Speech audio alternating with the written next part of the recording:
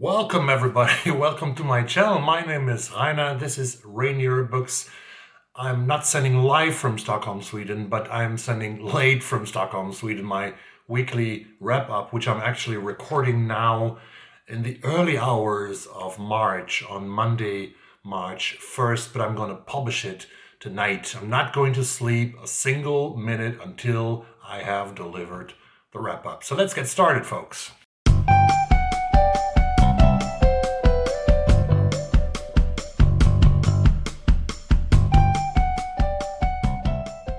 Why is it so late? I was pretty tired on Sunday evening, which is Monday morning now.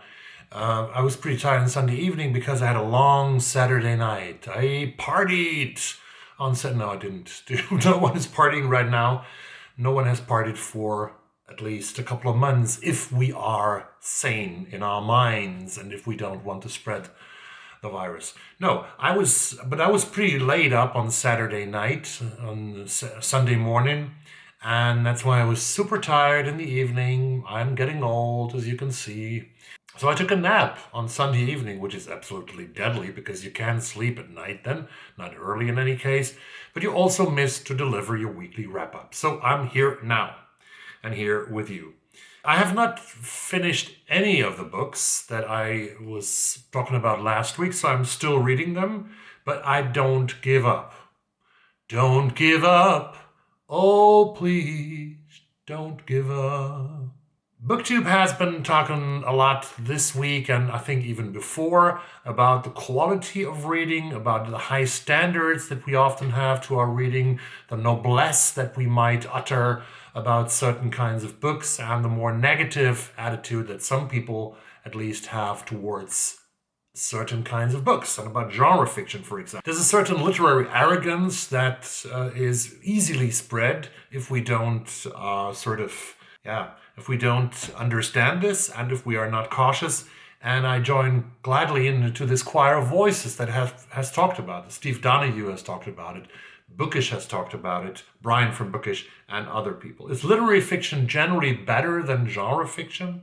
Is it allowed to read science fiction? Is it allowed to read romance and thrillers if you want to call yourself a serious booktuber?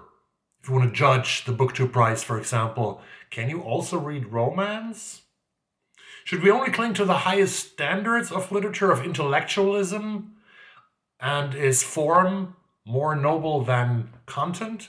We've experienced that last year already when we saw the Booker Prize. There was so much discussion about Douglas Stewart's novel Shuggie Bain. Everybody loved it. Everybody loved Shuggie or Shuggie.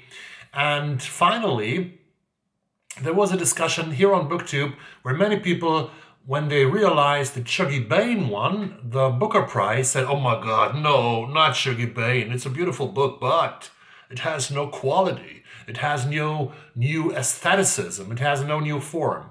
So what is my answer to that? And German, I think, if you look at my country where I come from, Germany, most people read thrillers. The people who read, they read thrillers. Scandi noir has become so extremely popular, and authors like Henning Mankell, like Joe Nesbö, and Håkan Nesser, they sell millions and millions of books in Germany. And even German thrillers are super popular. German thrillers from Lübeck, from Flensburg, from Bavaria, from Munich, from Würzburg, or whatever city you might imagine. Sorry. So regional and local thrillers are extremely successful. Like the great Professor Alan J. Hansen from the University of the Pacific in Stockton, California, who I had the pleasure of being a student of in Aachen so many years ago, said to us and to me, "The most fundamental question you need to ask about every piece of art and every piece of literature, actually about your life and the decisions that you are going to make, is, so what?" So everybody read whatever you want, whatever makes you happy. Please let it be anti-racist, and please let it be pro-human. That's all. Read diverse, but don't read diverse if you are feeling that you are just being forced to read diverse by us, because we're telling you that you have to. You need to decide what you want to read, no one else. We are simply, I think on BookTube, we are simply suggesting that. We are suggesting very often diverse titles, and I really love that. But you don't have to read and sort of structure your reading. Oh my God, I can't read this because I have to read at least 5 titles by Aboriginal authors from Australia before I'm allowed to read that. No, you are reading what you read and what you want to read. As long as it is open-minded literature. That's what I'm going to ask of you. Wow. Here in Sweden, what happened last week and what happened over the last 10 days is really sad sometimes.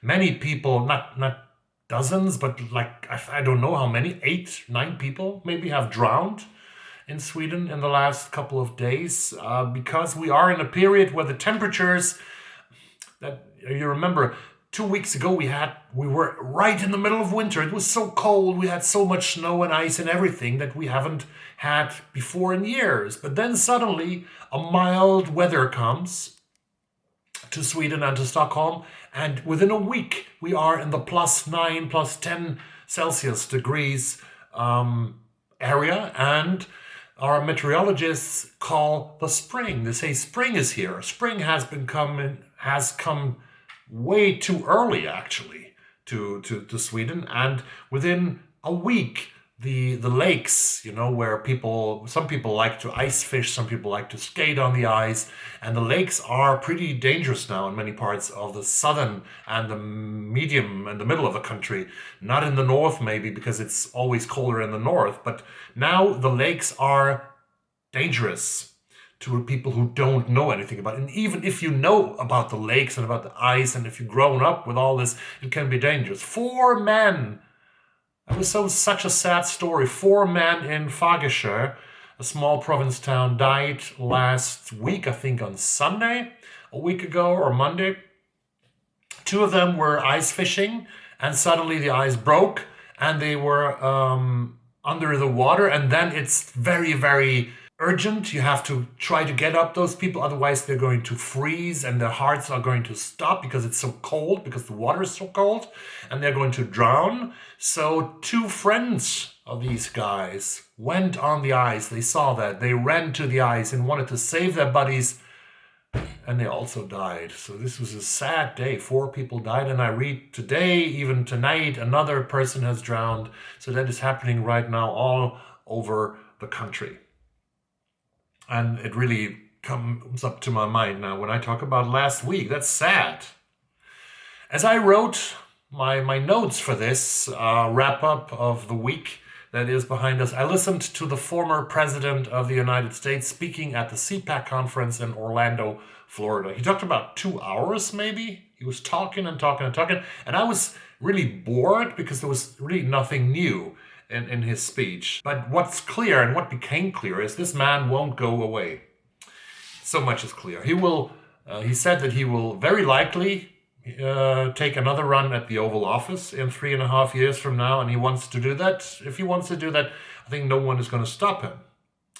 President Biden, this man said, is turning the United States into a communist country like Venezuela and Cuba, where transsexual armies invade women's sports and win all medals and break all the records.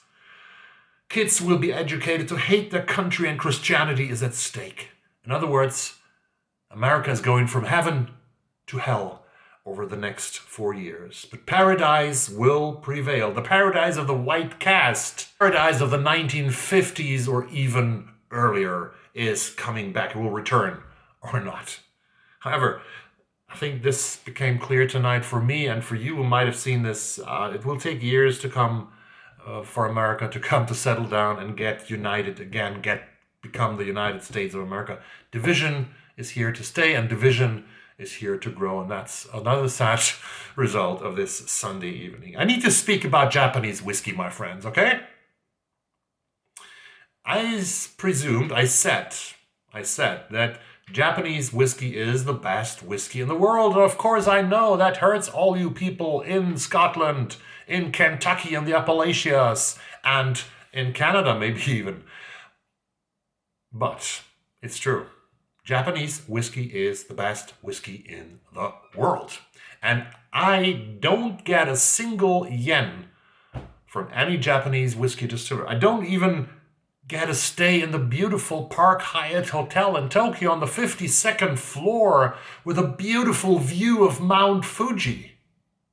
I don't get to sit there each and every night and do a commercial for your Japanese TV about Suntory whiskey. And I'm not going to meet the wonderful and so beautiful Charlotte that I fell in love with in the beautiful movie Lost in Translation, starring Bill Murray and the beautiful Scarlett Johansson. No, I do that for free. I say it for free that Japanese whiskey is the best. So if you haven't tried, you should. And if you are allowed to do, of course. Alcohol is a problematic thing. Japanese whiskey is exquisite, it's expensive, and it has won numerous awards. And it has won numerous awards at world championships. And it has beaten all the American, all the Scottish whiskies before. But you need to invest quite a lot of money. It's not cheap. It's 50 euros or $55 probably for a good bottle, or even more.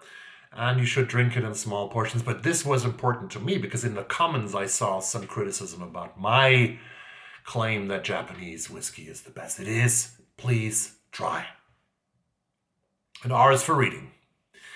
I haven't finished any of the books that I'm reading. I said that. Neither Ian Rankin's A Song for the Dark Times, with Inspector Rebus now investigating something as a retired man 2 hours north of Edinburgh, away from home. I haven't finished Isabel Wilkerson's Caste either, but I'm going to do so. I think I should be ready on Tuesday with both of these books. So I will pick up new reads in the next week. That is absolutely sure, and I would love to show them to you, but they are sort of standing or lying under the camera, under this little tripod that I'm using. This is Tana French, the searcher that I got from the library. I showed it in my book haul on Thursday.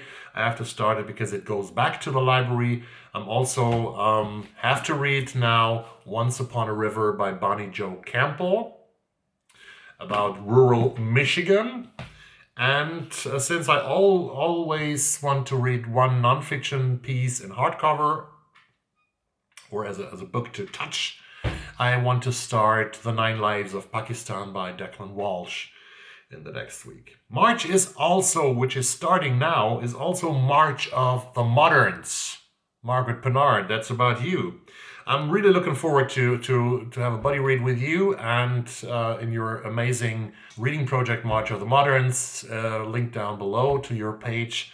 We are reading, Margaret and I, we are traveling, we are following a bunch of people to the mysterious Marabar Caves, where a possible sexual assault will take place that will rise the tensions between British and Indians in this little group of people, the British who still rule the country when E.M. Forster wrote his book in 1924.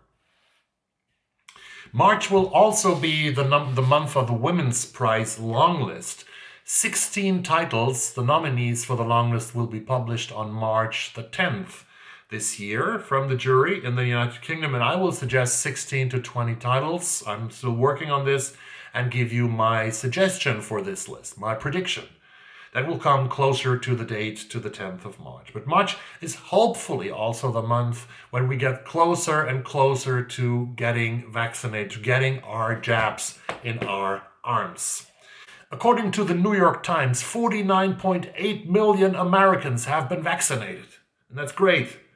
We are far behind in the European Union, but elsewhere, like in the Ukraine, not so far away from here, no one has been vaccinated yet. And that is something that we have to understand, because we all won't be safe unless we build a lot of walls around our countries. We have to vaccinate the whole population of the world, at least 60 or 70%.